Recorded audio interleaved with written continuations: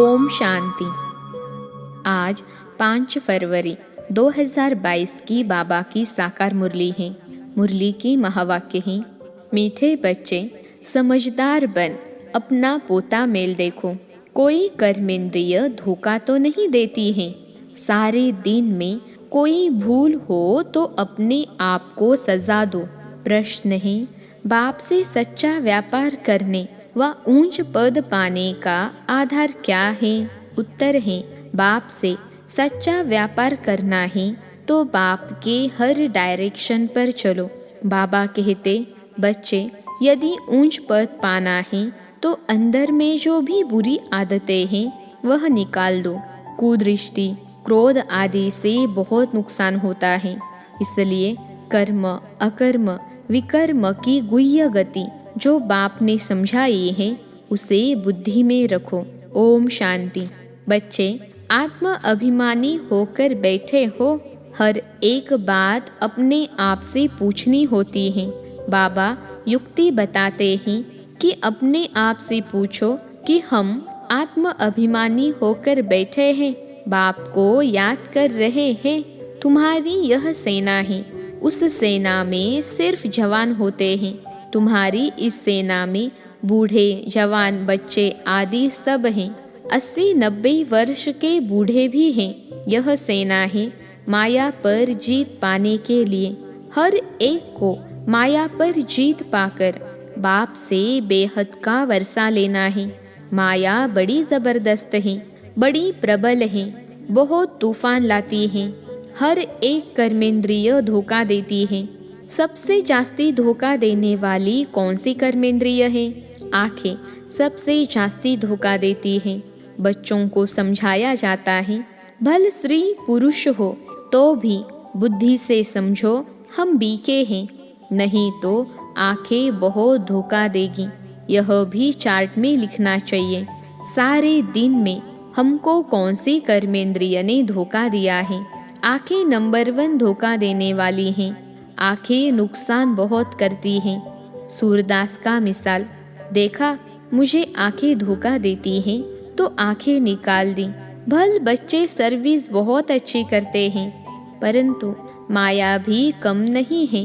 आंखें बहुत धोखा देती हैं और एकदम पद भ्रष्ट कर देती हैं। समझू सयाने बच्चे जो होंगे वह सारा दिन नोट करेंगे, हमने कोई भूल तो नहीं की। भक्ति मार्ग में भी अपने को चमाट मारते हैं कि याद रहे, फिर यह काम कभी नहीं करेंगे। वैसे ही इसमें भी जांच रखो। अगर आंखें कहाँ धोखा दे तो अपने को सजा दो। किनारा कर चला जाना चाहिए, खड़ा होकर देखना नहीं चाहिए। सन्यासी लोग बहुत करके आंखें बंद कर बैठते हैं, स्त्री को देखते ही नहीं हैं।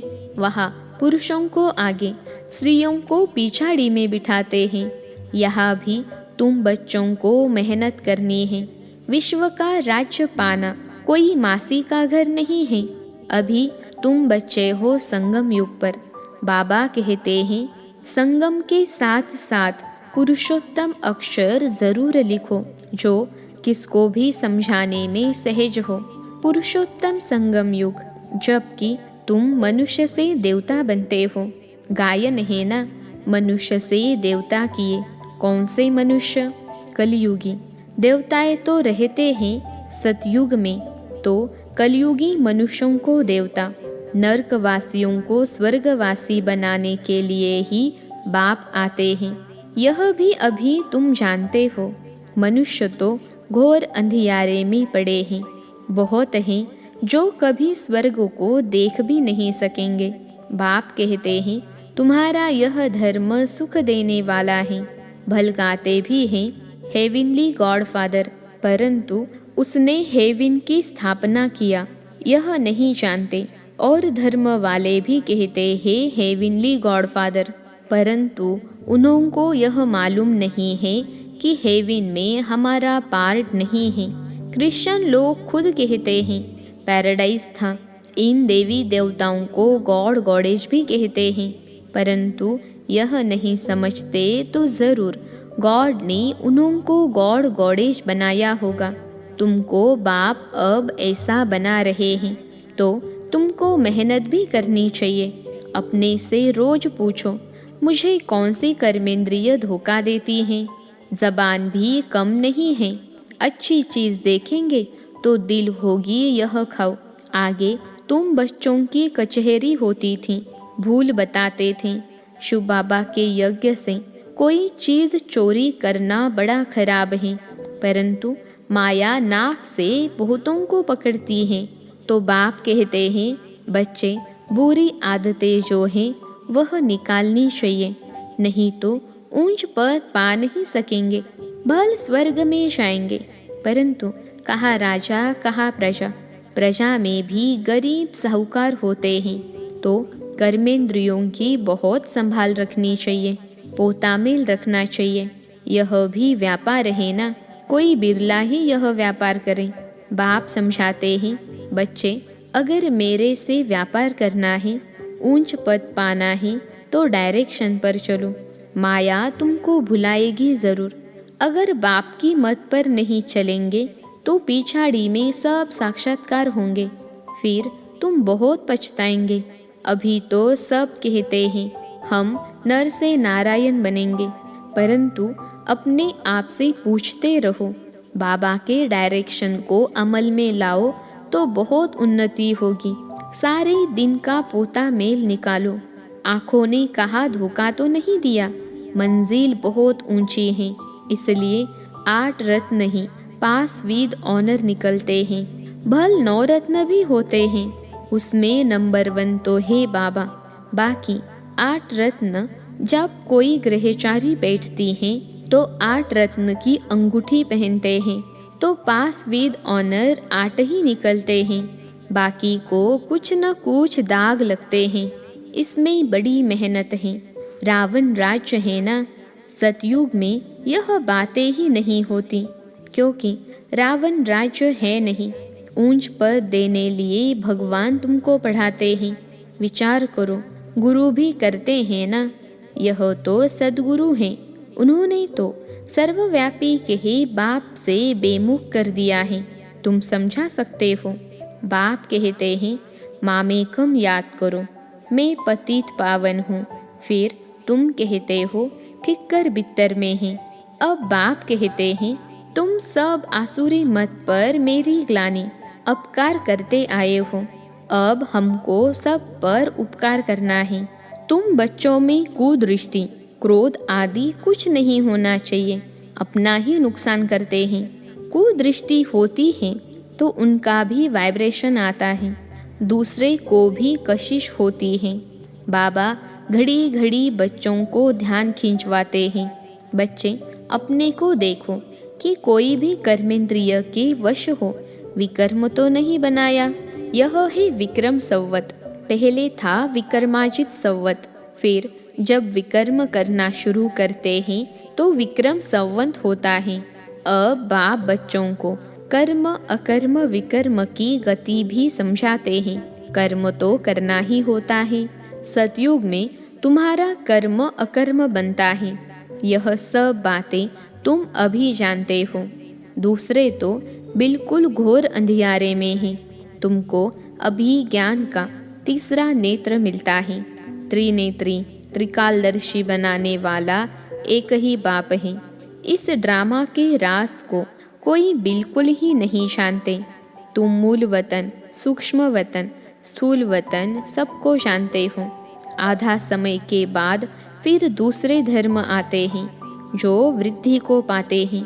उनको गुरु नहीं कहेंगे, गुरु तो एक के सिवाय कोई है नहीं, अर्थात सद्गति करने वाला एक ही है। अब सबके सद्गति होनी है, उनको धर्म स्थापक कहा जाता है, न कि गुरु। तो उनको याद करने से कोई सद्गति नहीं होगी, विकर्म विनाश नहीं होंगे। उसको भी भक्ति कहा जाता है। ज्ञान की लाइन में सिर्फ तुम ही हो।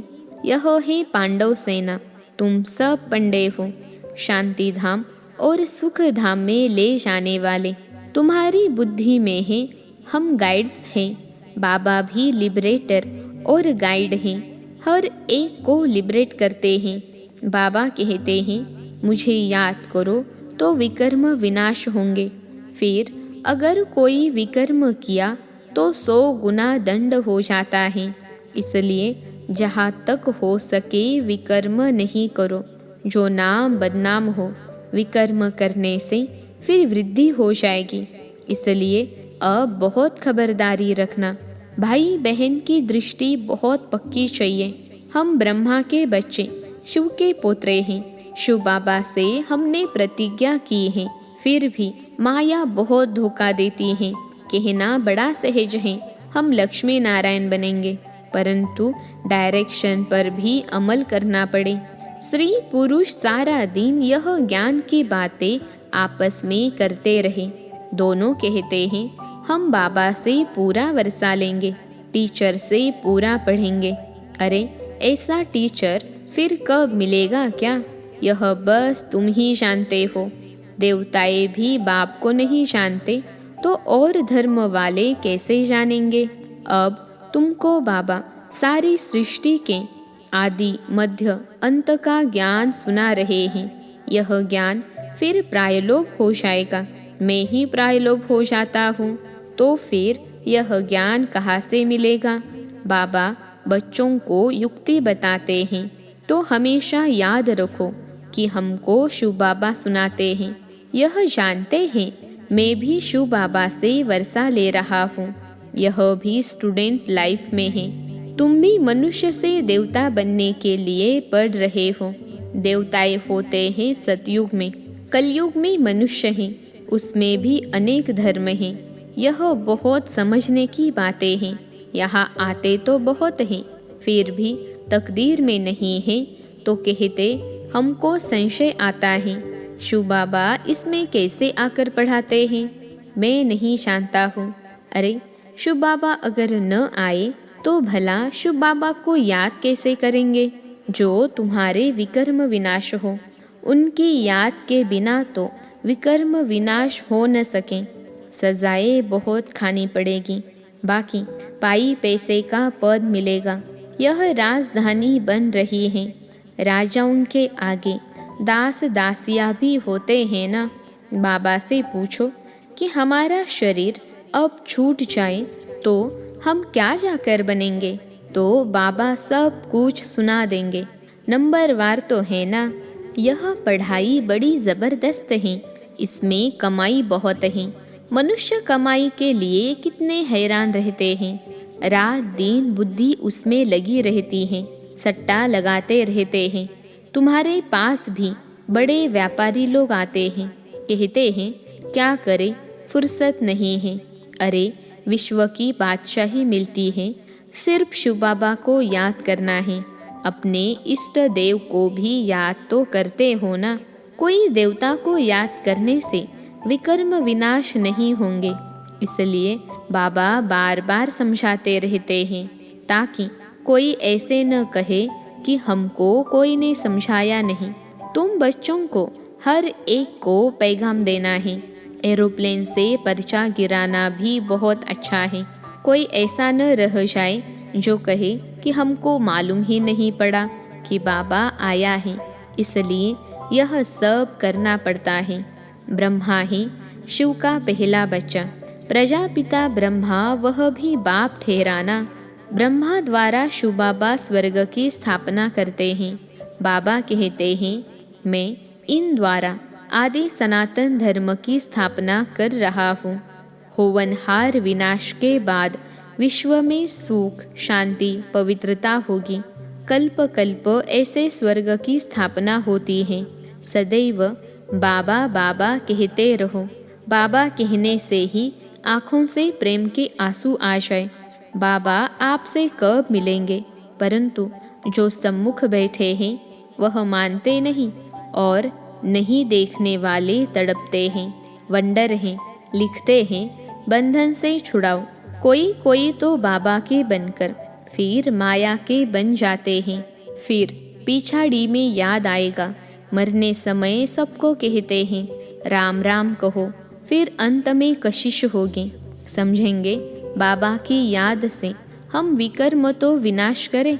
बाबा कहते हैं मीठे मीठे बच्चे अपना कल्याण करो, पाप की श्रीमत पर चलो, सबको संदेश देते रहो। एरोप्लेन से कोई को पर्चा मिला तो वह जग जाए हिस्ट्री सुनाना। सारे विश्व में खास भारत में सुख शांति तो स्थापन होनी ही है। अच्छा, मीठे मीठे सिखिलते बच्चों प्रति माता पिता बाप दादा का याद प्यार और गुड मॉर्निंग। रूहानी बाप की रूहानी बच्चों को नमस्ते। हम रूहानी बच्चों की रूहानी माता पिता बाप दादा को याद प्यार, गुड मॉर्निंग और नमस्ते बाबा नमस्ते।